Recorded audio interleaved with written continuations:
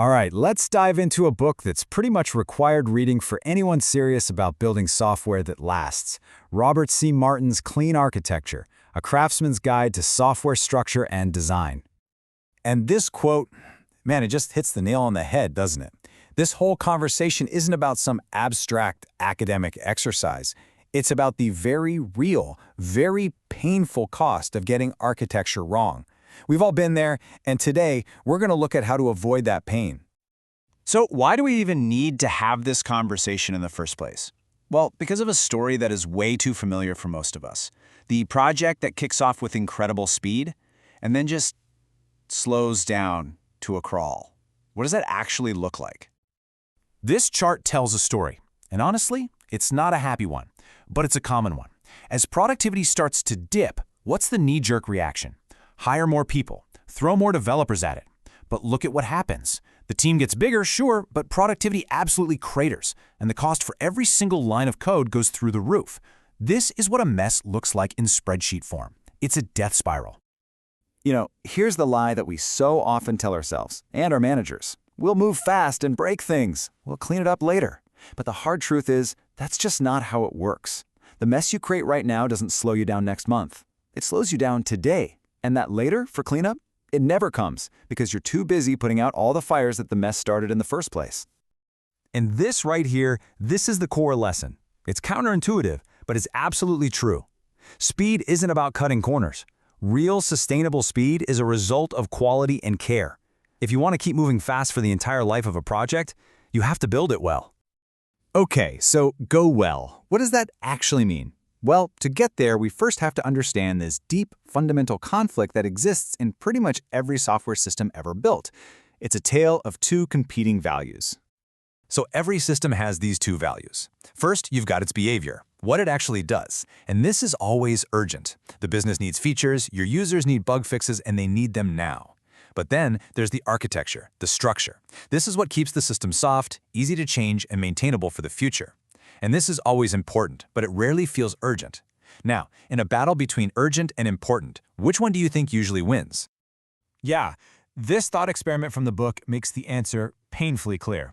Imagine a program. It works perfectly, flawlessly, but it's so tangled and rigid that changing anything is a nightmare. What happens when the business needs change? And they always change. That perfect program is now worthless. It's a dead end. Suddenly, the architecture, the ability to change, reveals itself as the more important value. So here's the bottom line.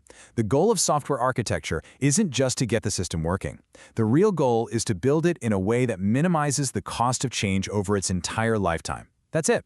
That's the measure of a good architecture. How cheap is it to change your mind later? Okay, that's the goal. We want to make change cheap. But how do we actually do that? The book gives us a super powerful technical principle that's really the key to the whole thing. You see, the way we normally build things is kind of backwards.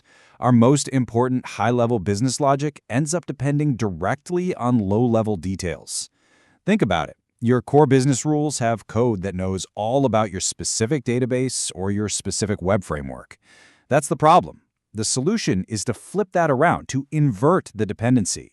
Instead of the business rules depending on the database, we make both of them depend on an abstraction, an interface that the business rules own and define. And when you do this, suddenly you're in the driver's seat.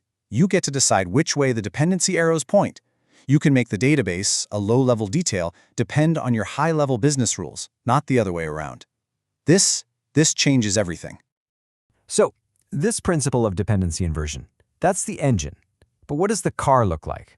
Well, let's pull up the famous diagram that puts this all into practice. The clean architecture is laid out in these concentric circles, kind of like an onion. Right at the very center, you've got your entities. This is your pure enterprise-wide business logic.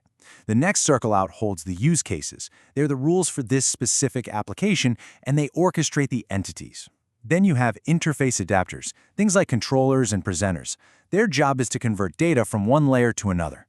And way out on the edge, that's where all the details live. The UI, the database, the web framework, all the stuff that changes. And here it is, the one rule to rule them all, the rule that makes this entire thing work, the dependency rule. Source code dependencies can only point in one direction, inward. That's it. Anything in an outer circle must never, ever be mentioned by code in an inner circle. Let me just say that again because it is that important. Your core business logic, your entities, your use cases, they should have absolutely zero knowledge that a database even exists. They shouldn't know what a web server is. They live in their own pure, isolated world, completely shielded from the outside.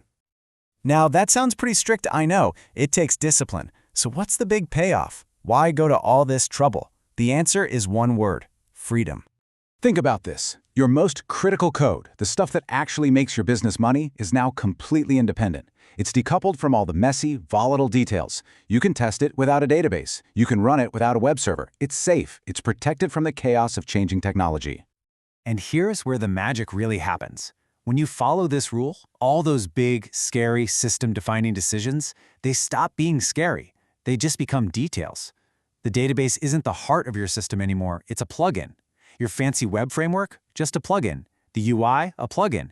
You can swap them in and out like Lego bricks. And this gives you a massive strategic advantage. I mean, how can you possibly know the best database for your project on day one when you have the least amount of information? You can't. A clean architecture lets you delay those decisions.